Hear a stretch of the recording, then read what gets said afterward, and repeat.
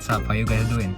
Jadi hari ini gue bakal nge-review mobil gue yang baru gue beli, yaitu Honda HR-V yang 1500cc ya, yang Special Edition. Gue bakal ngejelasin ke kalian kelebihan dan kekurangan dari mobil ini yang menurut gue itu ada yang mengganggu dan ada yang bikin gue senyum gitu kalau misalkan gue naik di mobil. Oke, jadi kita bakal nge-reviewnya sambil gue jalan aja ntar, oke? Oke guys, jadi gue bakal ngasih tahu kalian kayak kekurangan dari mobil ini. Yang pertama itu yang benar-benar gue rasain sih ya, itu adalah road noise-nya ya. Apalagi ya kan, suara dari luar, suara dari ban masuk ke dalam kabin, itu benar-benar ngeganggu banget sih. Dan itu emang udah penyakit Honda dari dulu kan, dari lini paling murahnya mereka sampai ke lini paling mahalnya mereka. Gue udah pernah duduk kayak di mobil Honda Accord, itu pun masih berisik banget gitu, kayak road noise-nya nggak bisa sekedap kayak mobil kompetitornya kayak Camry, dan Honda HR-V pun juga gitu dari dulu. Nah, terus habis itu adalah kekurangan selanjutnya, yaitu menurut gue itu mesinnya ya. Itu mesinnya persis kayak Jazz ya, which is not a bad thing gitu loh. Tapi gara-gara bobot HR-V itu gede kan, terus berat mobilnya, jadi tarikannya sih kenceng, cuma beda gitu loh kayak sama kayak Jazz. Gue tahu Jazz itu kenceng gara-gara emang bobotnya juga kecil kan. Cuma gue mengharapkan HR-V itu seenggaknya memiliki ya mesin yang beda dari Jazz gitu kan. Memang ada yang prestige, cuma kan kalian kan harus membayar lebih mahal, berapa puluh juta gue lupa harganya.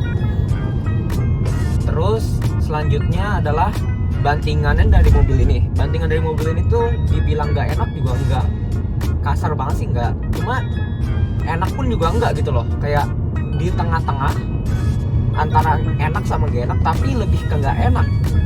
Gimana ya gue jelasin, pokoknya kayak gitulah. Terus abis itu menurut gua kekurangannya adalah tangkinya. Tangki mobil ini tuh kecil banget. Gua pas itu ngisi dari bensinnya udah tinggal 1 bar, itu cuma perlu 300.000 buat menuhin mobil ini itu menggunakan bensin Pertamax ya. Menurut gua dengan mobil segede ini, bobot segede ini, itu harusnya tangkinya bisa lebih banyak gitu loh. Jadi kalau misalkan kalian melakukan road trip gitu ya, melakukan road trip dengan mobil ini, kalian bakal kayak nggak perlu ngisi bensin kayak terus-terusan gitu loh. Harusnya bisa lah lebih gedein dikit gitu kan. Oke, itu tadi adalah kekurangan yang menurut gue cukup mengganggu ya di Honda HR-V ini. Dan sekarang gue bakal ngasih tau ke kalian kayak kelebihan dari mobil ini. Yang pertama itu adalah bantingan suspensi. Kenapa gue bilang gitu? Gara-gara seinget gue dulu, gue pernah naikin HR-V itu bantingannya lebih gak enak dibandingin yang tahun 2020 ini ya, atau facelift-nya kalau nggak salah 2018 ya pertama kali. Nah, itu bantingannya tadi. Bantingan itu jauh masih lebih empuk dibandingin yang sebelumnya. Itu adalah suatu progres yang perlu dibanggakan ya dari mobil ini. Terus yang kedua itu adalah fuel ekonominya. Fuel ekonomi mobil ini tuh nggak main-main iritnya. Tapi gara-gara tangkinya kecil ya, seminggu pun habis gitu loh kalau kalian emang pakai ini mobil terus-terusan. Kayak gue pas itu pulang dari Bekasi ke Jakarta aja itu kurang lebih dapat sekitar 19 km per liter. Dapat 19 km per liter itu tuh kayak impresif banget gitu loh. Sedangkan di dalam kota aja gue bisa dapat sekarang 14,8. Dari tadi gue muter-muter BSD dapat 14,8 km. Nggak turun deh. Jadi 14,7 ya. Itu masih impresif gitu loh buat mobil.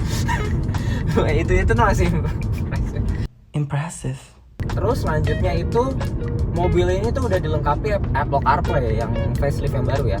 Apple CarPlay dan Android Auto yang lebih tepatnya. Jadi seenggaknya entertainmentnya ya sudah cukup mencukupi lah ya.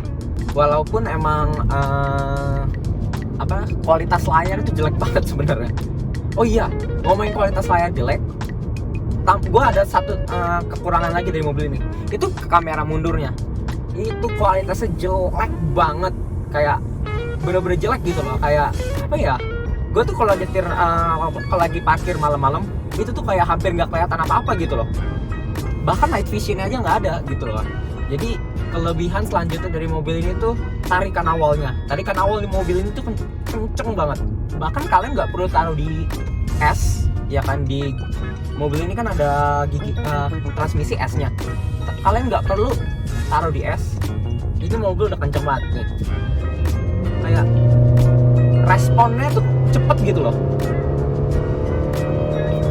Tiba-tiba udah 70 aja gitu loh. Udah 80 malah. Kayak kenceng gitu di mobil. Tapi ya buat tarikan atasnya di mobil memang lelet lah ya. Pas itu gue bawa ke tol kayak udah 120 km itu kayak naiknya udah lelet gitu. Udah lemot naiknya. Oke, kalau ngomongin speaker mobil ini ya nggak ada yang perlu diomongin ya, gitu doang. Mobil bawaan pabrik kan, apalagi dari Honda gini, nggak bagus banget. Cuma ya udah cukup mencukupi lah ya kalau buat kalian nggak terlalu antusias dengan audio, ya buat nemenin kalian di macet-macetan ya udah lumayan cukup lah. Cuma masalahnya di road noise-nya aja. Jadi kalian tuh harus kayak muter lagu volumenya tuh yang agak tinggi gitu loh, biar lagunya kedengeran kalau lagi di tol. Apalagi itu berasa banget. Buat kalian yang mau duduk di belakang mobil ini itu space-nya luas banget. Jadi kalau kalian mau ada road trip segala macem, kalian gak perlu khawatir ya buat yang duduk di belakang. Dan mobilnya juga udah dilengkapin sama armrest ya. Walaupun armrestnya nggak terlalu support banget, cuma ya seenggaknya ada dibanding nggak ada sama sekali gitu loh. Terus space bagasi di mobil ini tuh luas banget ya. Kalian nggak perlu kayak nutup bangku ke tengahnya sampai flat buat naruh barang yang banyak gitu loh.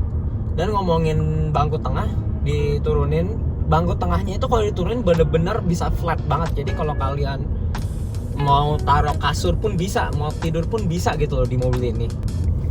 Oke, jadi ada fitur yang menurut gue tuh simple banget tapi bener-bener kayak kepake gitu ya. Jadi armrest di mobil ini tuh bisa dimaju mundurin 3 step ya.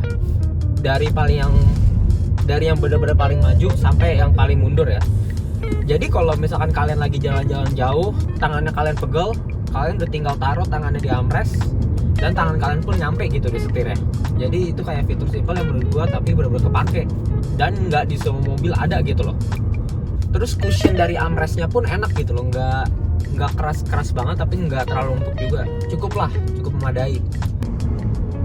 Terus di mobil ini yang HRV yang facelift yang baru SE itu ya, SE dan Prestige itu udah menggunakan lampunya yang LED ya, yang full LED kayak plug and play dari Honda Civic. Bagus gitu, kayak udah LED, udah putih, udah kayak ngikutin zaman.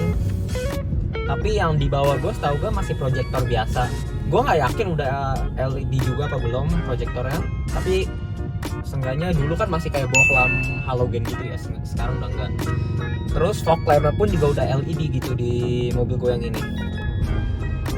Terus kalau ngomongin fitur di mobil ini ya cukup lengkap lah ya. Dengan harga sekitar 300 jutaan kalian udah dapat cruise control gitu loh. Terus kalian udah dapat electronic parking gitu kan. Terus abis itu udah dapat brake hold juga malah ya kan. Itu bagus banget. Terus gue suka banget model dari dashboardnya HRV. Suka banget malah, kayak ya bagus gitu loh, kayak beda dari yang lain, udah futuristis ya, lebih tepatnya kayak gitu. Mobil ini juga udah ada pedal shift ya, udah ada pedal shift kayak Jazz juga, soalnya kan persis kayak plug and play gitu sama Jazz ya. Bahkan setirnya pun sama, speedometernya pun sama. Oh iya, speedometernya juga bisa ganti-ganti warna. Di tengahnya ring lightsnya tuh ada berapa warna, 7 kalau nggak salah. Terus habis itu ada material dari HRV ini udah cukup membaik ya. Dulu setahu gue nggak ada kayak kulit kayak gini di HRV, dan sekarang udah ada gitu loh. Terus ada kulit juga di sini, tapi dashboardnya masih plastik ya. Emang dari dulu material Honda nggak bagus banget, cuma yang gue lihat di HRV ini sih nggak jelek banget. Oh iya, joknya juga udah kulit ya, yang special edition yang 1500 SE itu udah joknya kulit dan Prestige juga. Kalau yang tipe di bawahnya tuh kalau nggak salah masih kain deh joknya menurut gua. AC-nya juga udah touchscreen ya di HRV ini, jadi ya lebih futuristis juga kan. Oke guys, jadi videonya sampai sini dulu aja tentang review mobil baru gua. Buat kalian kalau punya komen tentang mobil Honda HR-V tersebut, atau kalian mungkin punya mobilnya juga, punya masalah atau kelebihan kekurangan, boleh tulis di kolom komen di bawah ya. Oke, jadi jangan lupa like, comment, share, dan subscribe, and see you guys in the next video. Ciao.